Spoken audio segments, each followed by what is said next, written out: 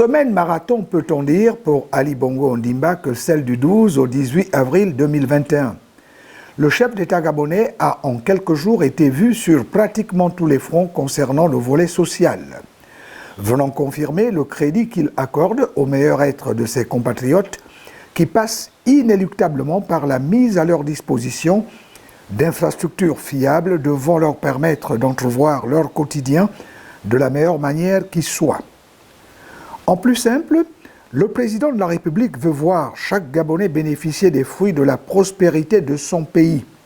C'est dans ce sens qu'il faut voir l'inauguration par lui le 16 avril dernier en Toum, une quarantaine de kilomètres de Libreville, la capitale, d'une nouvelle centrale de production d'eau potable d'une capacité journalière de 36 000 mètres cubes. Cette centrale permettra de réduire significativement le déficit en fourniture en eau de Libreville. Ce sont au total près de 33 000 foyers, soit 180 000 personnes qui en bénéficieront.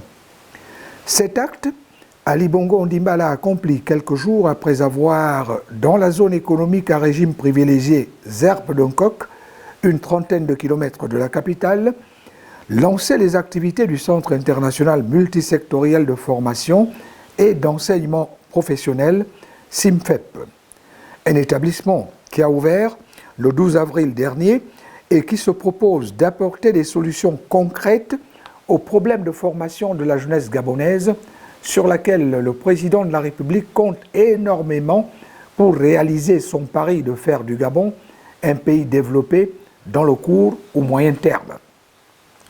Doté de 32 bâtiments, dont 4 blocs sectionnés et comprenant des logements d'enseignants et d'étudiants, un bloc administratif et pédagogique et un complexe sportif, l'Audicentre comporte 11 filières professionnelles, dont celle concernant la formation des machinistes et des conducteurs d'engins.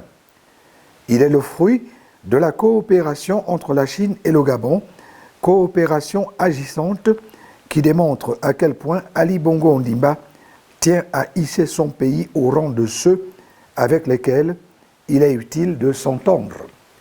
Avec ce centre, l'Afrique centrale se voit dotée de son meilleur établissement de formation multisectorielle.